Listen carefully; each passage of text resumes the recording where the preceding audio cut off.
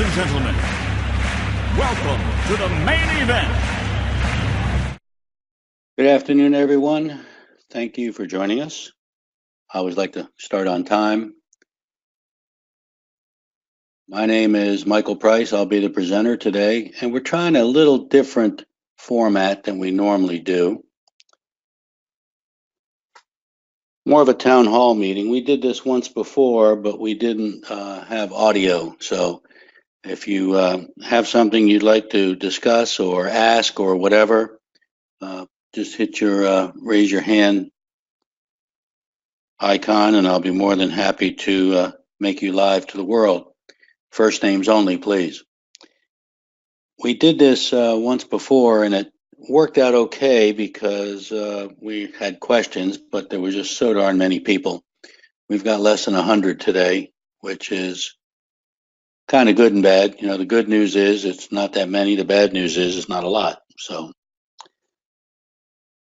there's been a lot of media and press about what's going on in government procurement. And the reason why you're here is because you are registered to do business with the government. Whether or not you're doing business with the government and successful, have no idea. We'll find that out as we move along. Today's sponsor is Sangoma, one of our recent clients in the voice over IP arena. And you can get them at sangoma.com. Of course, tell them we sent you. It won't matter. We don't get anything from them. They're one of our better clients now.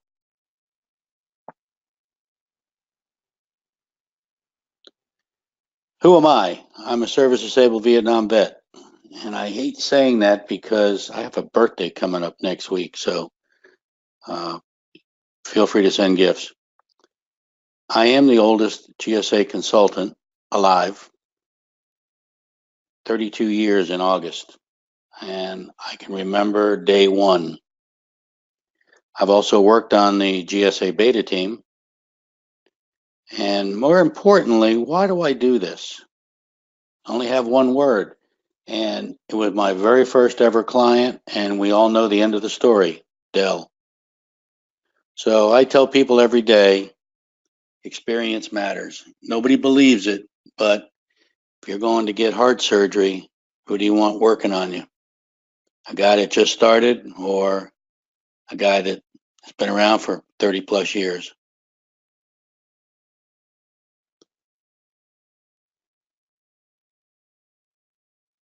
Today's agenda, very brief, and I will tell you right now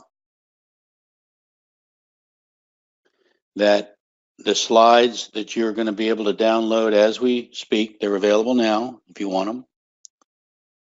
And they're very scarce because this is interactive. I want to hear what your opinions are on the various subjects. We all know about the SAM debacle. I talked about that 2 weeks ago in one of our webinars. The status of GSA, which really directly relates right back to SAM. Now we've got commercial buying portals thrown in. And I got quoted in Federal Computer Week, was it last week, I guess, for the very next one. And don't worry about the acronyms. If you haven't caught up to them all yet, I'll explain them as we go. Very few people know about nor know that it exists, a regulation called CICA. Explain that later. We'll talk about pricing, hosting, voice over IP, LMS. You have to wait, hang around to find out what that means. Consulting, and as always, experience matters. So we're good to go there. We all know what SAM is.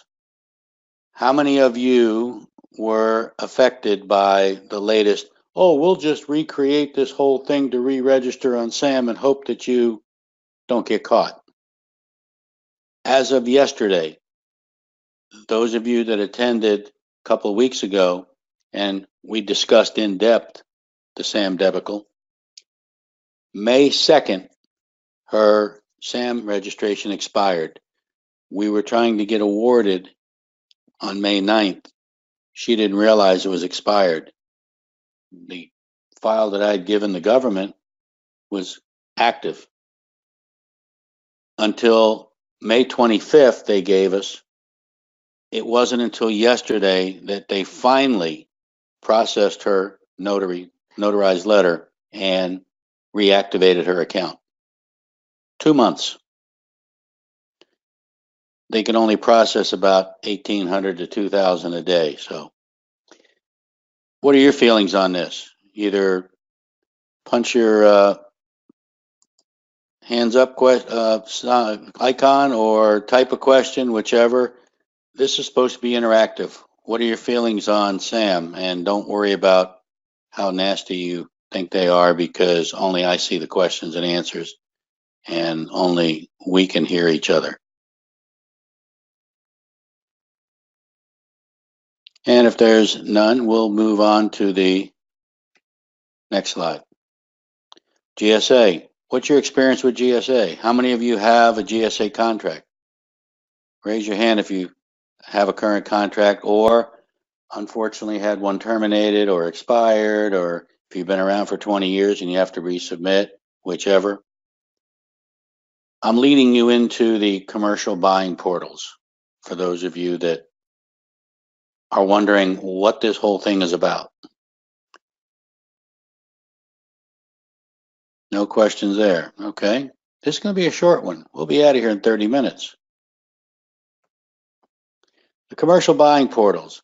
They're looking at Amazon. Seriously, I don't know about eBay, but that always comes up after the word Amazon. And I got to be careful when I say that A word, because I have a device sitting behind me and she starts talking to me during webinars. So I forgot to put her on mute.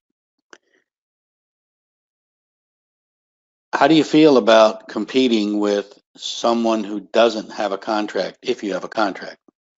If you're playing the open market, they keep raising the micro purchase threshold. The micro purchase threshold started out originally at about $2,000. Now suddenly it's 25, and it's going to go up again and again and again. So I don't know what to tell you.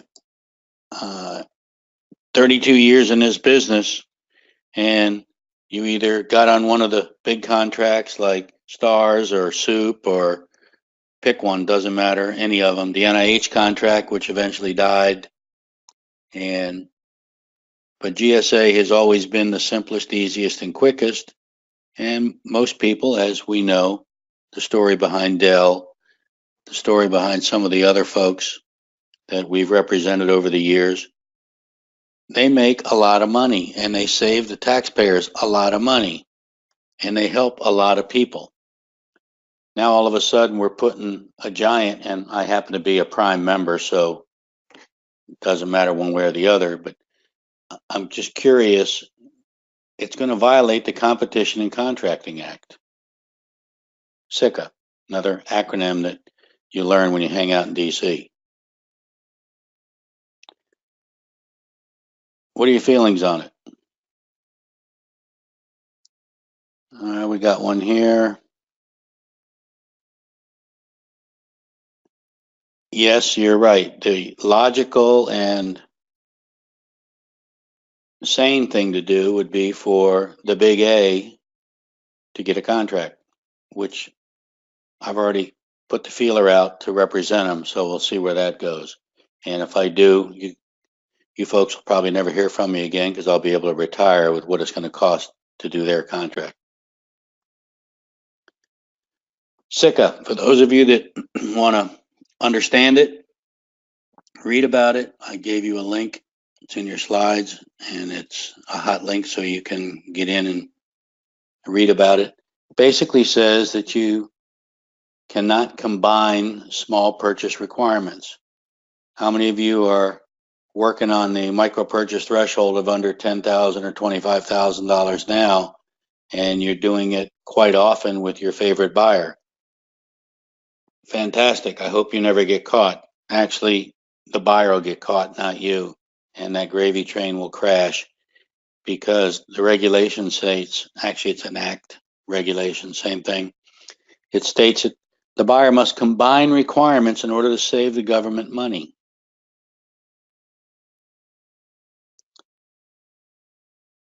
I got another. Dolores, your question is, could you read out the link? You don't like the color? I don't know why it went orange. I understand. It's at interact.gsa.gov. There'll be a slash with the word blog, a slash with the word competition, dash, contracting, dash, act, dash, CICA.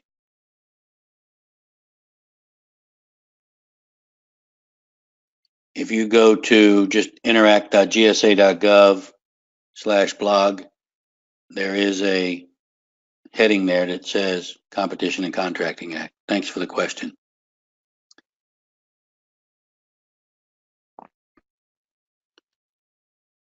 Let's move on.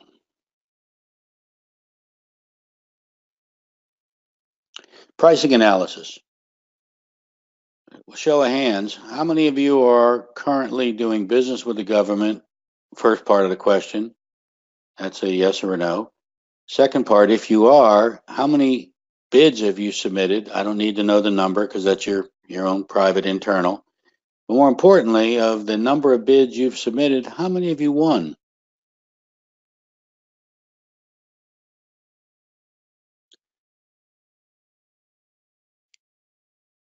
Quinard, did you want to have a discussion or just raising your hand because you do business with the government?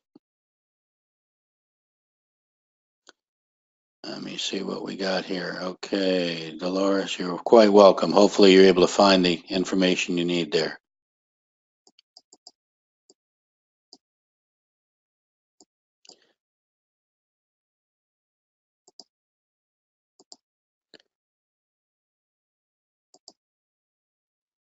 Kennard, you're live on the air. Unless you don't have a microphone and speakers.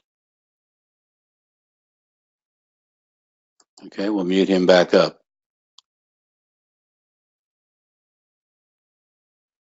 I don't see a question being written, so we'll just, oh, there we go. Oh, very good. Pricing analysis. Wouldn't it be nice to know if you're going to win the bid before you submit it?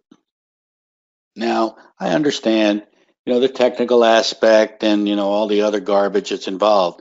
But ultimately, at the end, 40% of the evaluation on any bid is pricing. We have a tool for that.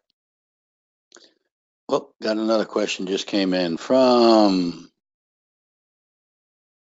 Dolores. What is the process to obtain a GSA? Well, you just get right to the point, don't you? Obviously, you don't have one. That's fine, all well and good. And hopefully you've been successful in the small purchase threshold arena and your buyer hasn't gotten caught, called you crying the blues. Actually, I believe I have another slide that will get into that a little bit greater in depth. And happy to help you with that. Since we've only been doing it 32 years, I kind of have an idea what it takes. So that's my form of comedy for today. Finally, the sun's back out in South Florida, and the ground's finally dried out, and all the mini lakes around have all dried up. So, in fact, let's go back to. Well, we don't have to go back. Let's address your GSA right now. GSA contract is the easiest, simplest, and quickest way to be able to get a contract vehicle to do business with the government. Now, it comes out as an RFP, request for proposal. What you submit back in is technically and legally called a proposal. But help me if I'm wrong, anybody.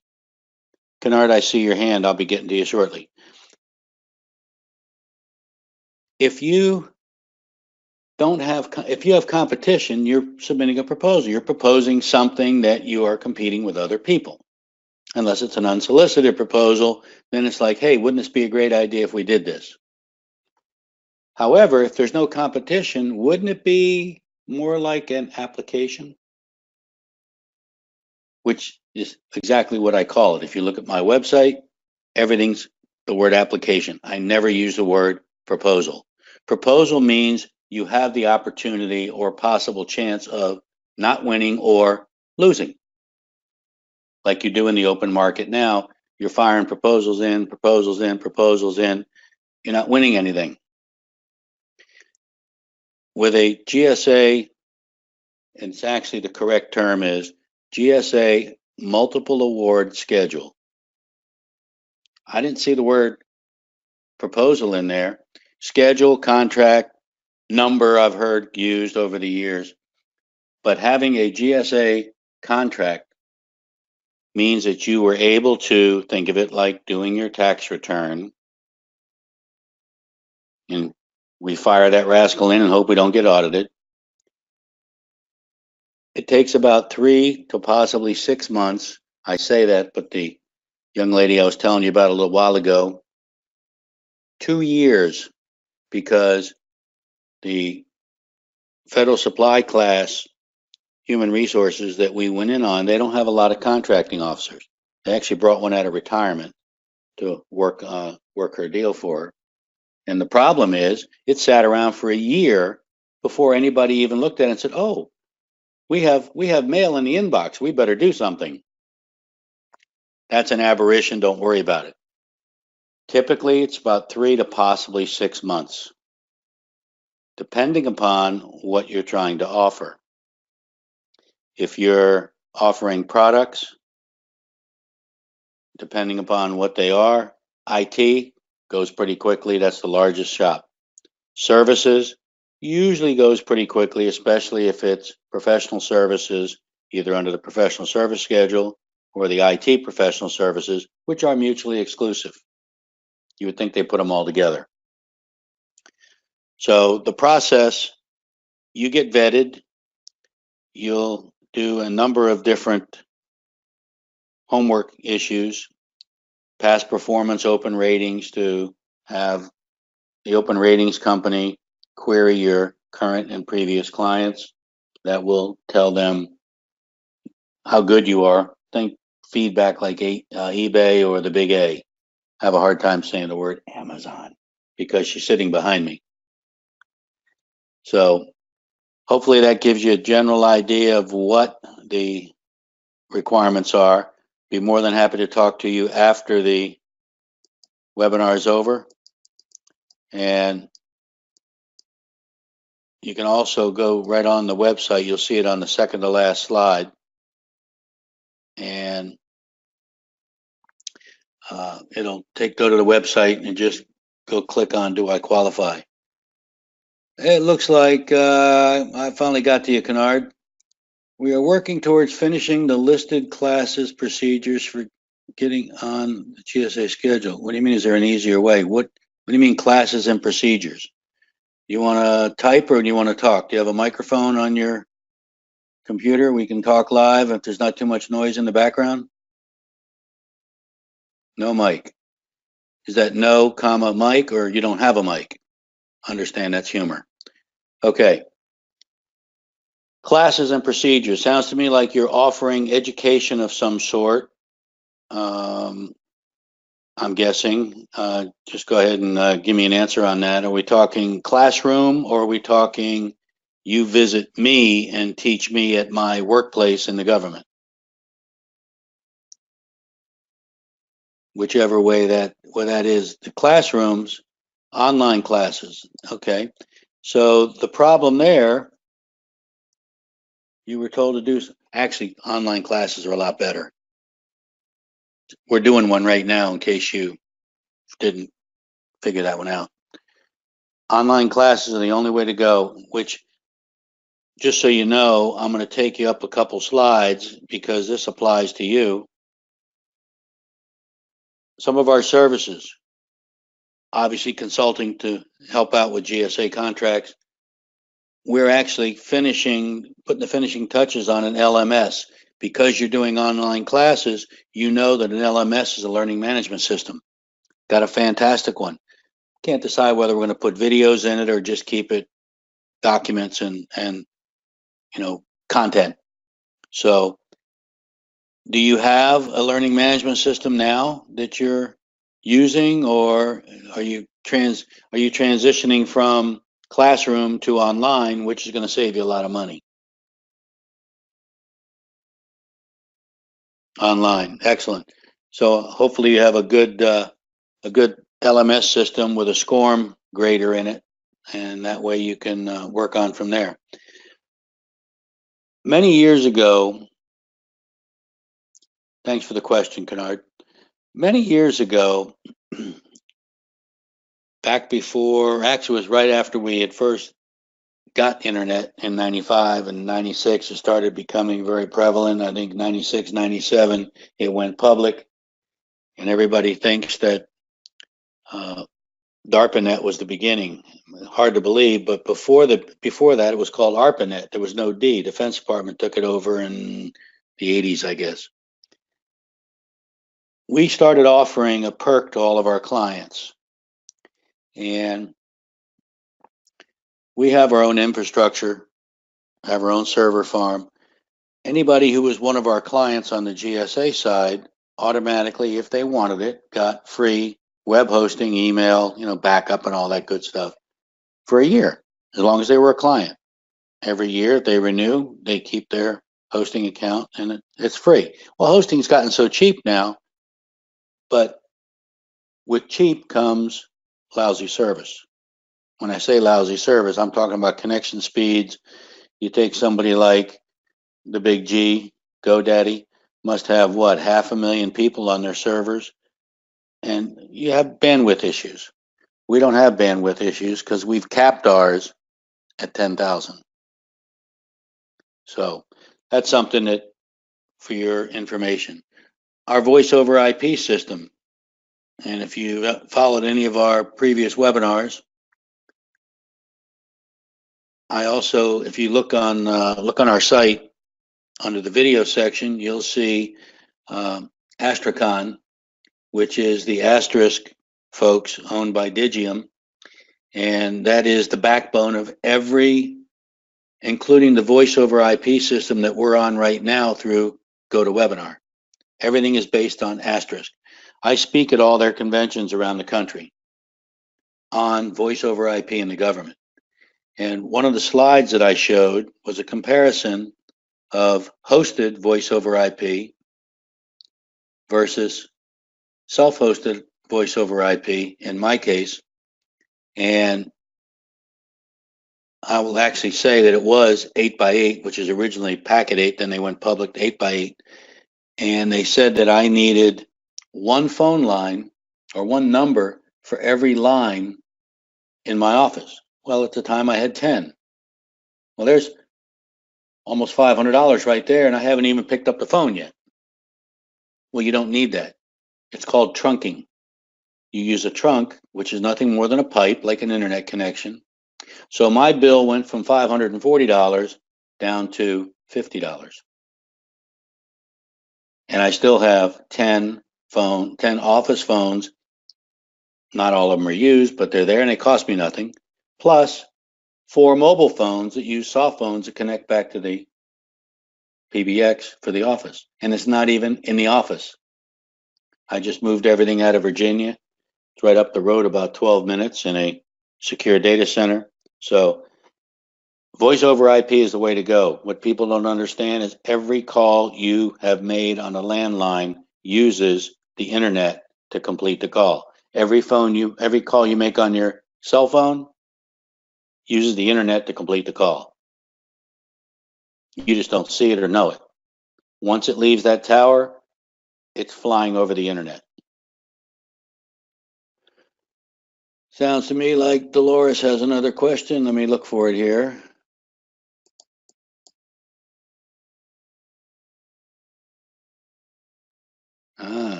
Okay.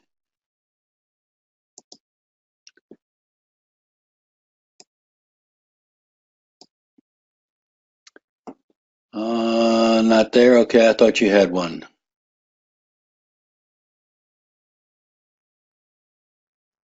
Okay.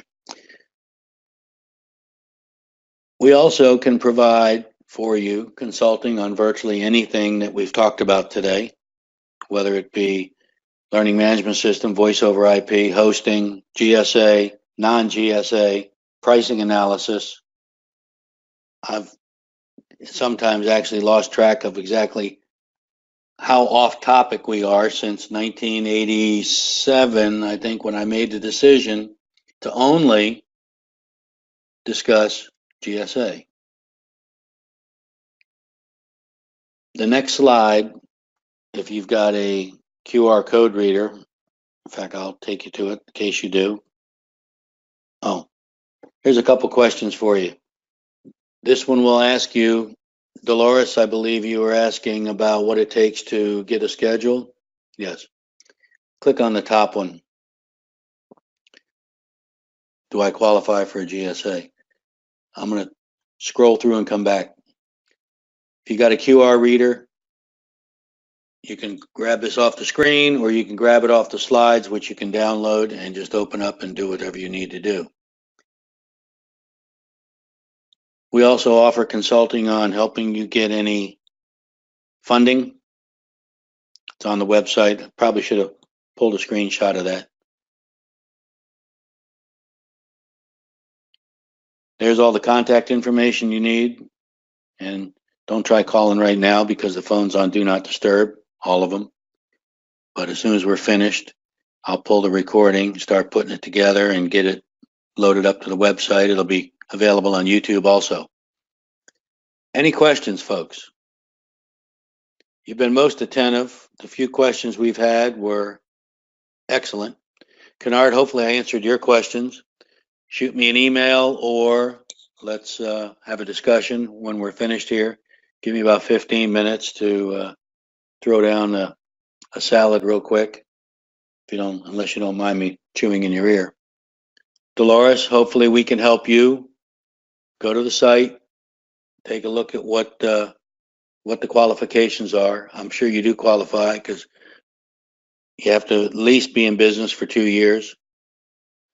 And what I didn't discuss, and this is happening against all government procurement now, they're seriously enforcing the Trade Agreements Act and what we call Buy America.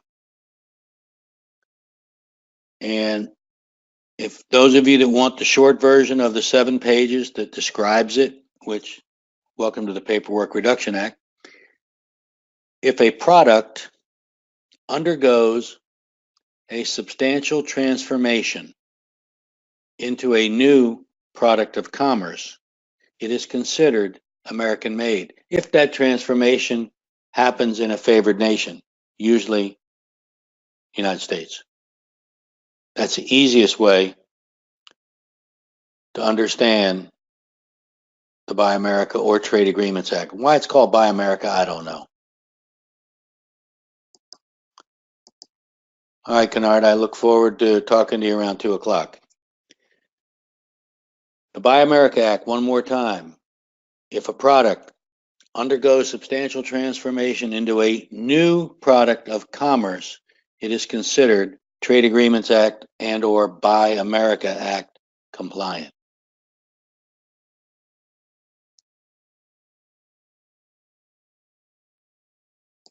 Actually, Dolores, you're 100% correct. You could actually put the Made in USA sticker on the box or the product. Because you got, let's take a bike, a Trek. I have no idea where they're made, probably England or someplace like that. Let's assume that a bicycle, the tires come from Akron, Ohio, the tire plant. The frame comes from China. The wheels come from Germany. The brakes come from France. Well, China's out automatically. However, if all those parts are assembled in beautiful, sunny Chicago, Illinois, it's considered American-made bike because it was created. The frame by itself is useless. The tires by themselves are useless. Let's switch to computers. Hyundai, before they were favored nation, they had Intel motherboards, Intel processors, Seagate, which Those drives are made in Taiwan, not a problem. But they were doing all the assembly in South Korea. Weren't favored nation, didn't qualify. Within 60 days, they moved their manufacturing to Fremont, California, started pulling all the parts together. They were able to slap Made in America on it. That's how the Trade Agreement Act works. Has everybody gotten their slides downloaded?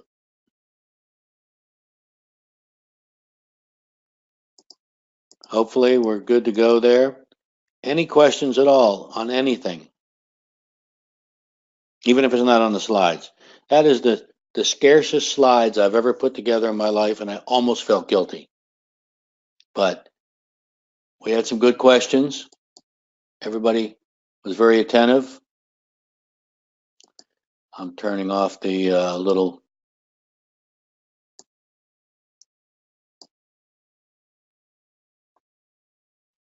all the question marks and everything. We're good to go. So if there's no other questions, I would like to bid you adieu. Look forward to hearing from you. And hopefully we can help you become the next Dell computer. What do you think? Thank you so much for your time, and have a wonderful rest of the day.